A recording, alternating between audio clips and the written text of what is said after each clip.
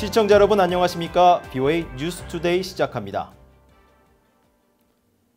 로버트 오브라이언 미국 국가안보보좌관이 내년에 열릴 예정인 일본 도쿄올림픽 때 미북 비핵화 협상 재개 가능성을 언급했습니다. 또 진정으로 미국은 북한과 진전을 이루길 원한다고 말했습니다. 이조은 기자가 보도합니다.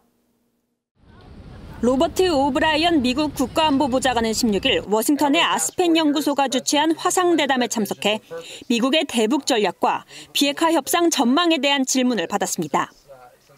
오브라이언 보좌관은 최근 한국의 서훈 국가안보실장을 만난 사실을 언급하면서 미국은 현재 상황이 아니라 북한과 진전을 보고 싶다고 강조했습니다. I just had my South Korean counterpart here last week. Director Suh, and I think they're happy with. I think the South Koreans are happy with where we are, but we'd really like to see some progress. 오브라이언 보좌관은 그러면서 당초 지난 7, 8월로 예정됐다가 신종 코로나 바이러스 여파로 1년 연기된 일본 도쿄올림픽을 거론하며 대북 협상 재개의 기회를 전망했습니다.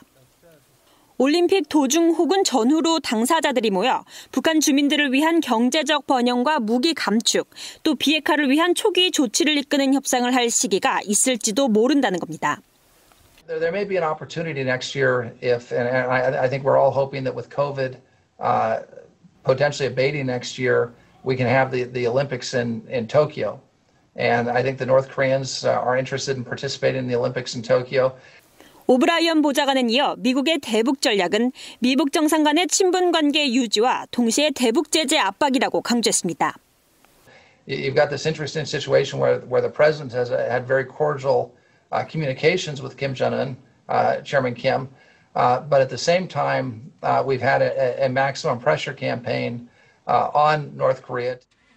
북한이 핵 미사일 실험 중단 유예를 파기할 가능성과 그에 따른 미국 대응에 대해서는 추측하고 싶지 않다면서 싱가포르 정상회담 이후 북한의 핵 실험과 장거리 탄도미사일 시험이 없었다는 사실에 감사하다고 말했습니다. 오브라이언 보좌관은 그러면서 북한이 올바른 전략적 판단을 해야 협상에 기회가 생길 수 있다고 강조했습니다. I'm hopeful that after the election, once the North Koreans realize that there is no other option, that we'll have a chance to negotiate. 오브라이언 보좌관은 북한 문제 해결에 대한 어려움도 환기시켰습니다.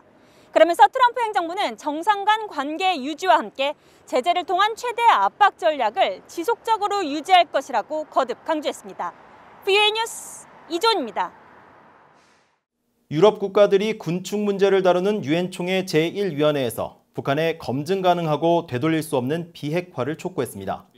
영국의 아이든 리들 군축 대사는 15일 유엔 총회 제1위원회 회의에서 북한의 거듭된 탄도미사일 발사와 지난 1월 북한이 핵과 장거리 미사일 실험을 유예하겠다는 조치에 더 이상 매이지 않겠다고 한 발표에 여전히 우려하고 있다고 말했습니다.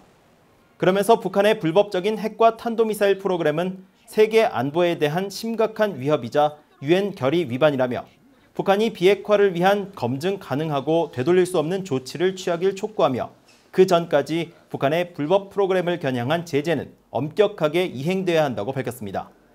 에스토니아 대표도 북한의 지속적인 핵 미사일 프로그램 개발을 우려한다며 북한의 CBID, 즉 완전하고 검증 가능하며 되돌릴 수 없는 비핵화 때까지 제재가 완전한 방식으로 이행돼야 한다고 밝혔습니다. 이에 대해 유엔 주재 북한 대사관의 김인철 서기관은 자신들은 주권 국가에 대한 내정 간섭 같은 성명들을 단호히 거부한다면서 한반도의 핵 문제는 수십 년 동안 미국의 대북 핵 위협과 협박에서 비롯됐다고 주장하고 북한은 유엔 안보리 결의들이 북한의 주권과 생존권 등을 침해하는 만큼 인정하지 않는다고 밝혔습니다. 미국 법무부 산하위원회가 최근 발간한 보고서에서 북한이 가상화폐를 이용해 자금 세탁, 제재 회피 등 다양한 분야에서 불법 행위를 저지르고 있다고 지적했습니다. 또 북한 등 불량 국가들은 사이버 공격에 자금을 대고 미국과 국제 제재의 영향을 약화시키기 위한 주요 수단으로 가상화폐를 이용할 수 있다고 거듭 경고했습니다.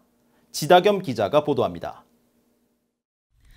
미국 법무장관 윌리엄 바 직속의 사이버 디지털 대책위원회는 지난 8일 공개한 가상화폐법 집행체계 보고서를 통해 가상화폐 기술은 미국이 직면하고 있는 가장 중요한 범죄 및 국가안보 위협의 많은 부분을 차지한다고 강조했습니다. 보고서는 그러면서 특히 북한, 이란, 러시아 같은 불량 국가들이 사이버 공격에 자금을 대고 미국과 국제 제재의 영향을 약화시키며 세계 시장에서 미국의 영향력을 감소시키기 위해 가상화폐에 의존할 수도 있다고 경고했습니다.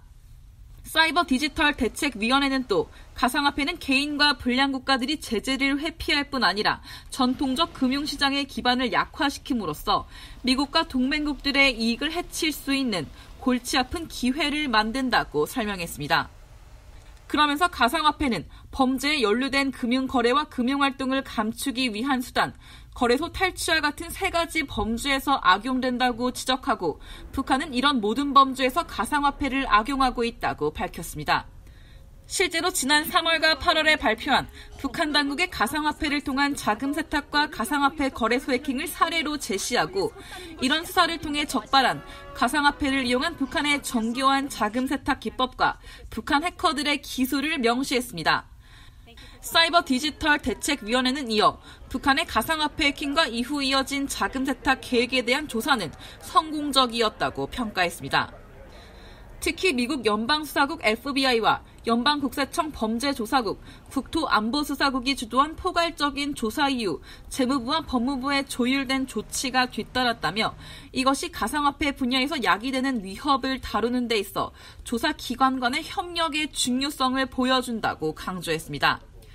이와 관련해 미국의 블록체인 거래 분석업체 체인얼리시스의 제시 스피로 국장은 16일 VOA에 미국 법무부의 가상화폐를 이용한 범죄의 위협과 대응 전략 제시는 북한 등의 사이버 불법 행위를 어렵게 할 수 있다고 평가했습니다. And I think that the more that is applied and the more knowledge that is then given to the private sector as the result of this means it will be harder for bad actors like North Korean hackers to target and to steal funds from these exchanges and to then subsequently launder them as well. 스피로 국장은 또 북한의 가상화폐 탈취 규모가 이번 보고서에서 명시된 이란, 러시아 등 다른 불량 국가들보다 크고 공격 성공률도 높다면서 미 행정부가 북한의 가상화폐를 이용한 불법 행위에 대응해 매우 능동적인 접근법을 취해왔다고 평가했습니다. VOA 뉴스 지다켬입니다. 안토니오 구테르스 유엔 사무총장은 신종 코로나 바이러스 감염증의 대유행은 수십 년 동안 전례 없는 수준으로 식량 불안정 상황을 더 심화시켰다고 지적했습니다. 구테르스 사무총장은 16일 세계 식량의 날을 맞아 실시한 연설에서 이같이 지적하고 올해 말까지 식량 부족 인구 6억 9천만 명과 별도로 추가로 1억 3천만 명에 달하는 사람들이 기아 위기에 내몰릴 위험이 있다고 경고했습니다. 구테르스 사무총장은 또 유엔 식량농업기구 FAO 창립 75주년을 맞아 지속가능 발전 목표를 달성하기 위한 노력을 더 강화해야 한다며 이를 통해 모든 사람들이 어디에서나 필요한 영양분을 섭취할 수 있는 미래를 만들어야 한다고 강조했습니다.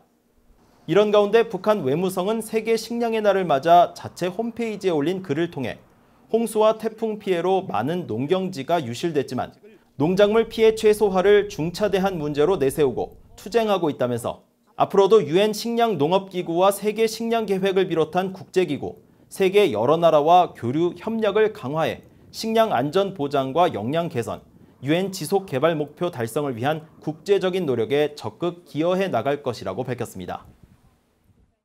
미국과 한국이 키스 크라크 국무부 경제발전 에너지 환경 차관과 이태호 한국 외교부 2차관을 수석 대표로 한 제5차 고위급 경제협의회를 13일 개최했다고 미국 국무부가 밝혔습니다.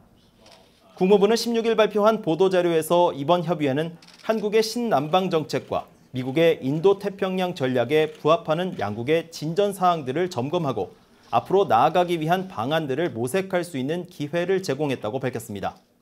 이어 양국은 이번 협의회를 통해 긴밀한 조율을 지속하고 양자 경제 관계를 더 강화하며 영내와 국제 문제에 대한 협력을 강화하고자 한다고 덧붙였습니다.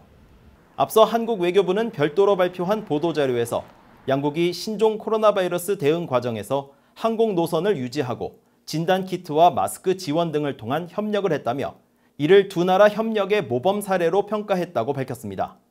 아울러 신종 코로나 바이러스 사태 이후 세계 경제 침체 우려에 대응해 글로벌 공급망 복원력 제고 필요성에 대해서도 의견을 교환했다고 전했습니다.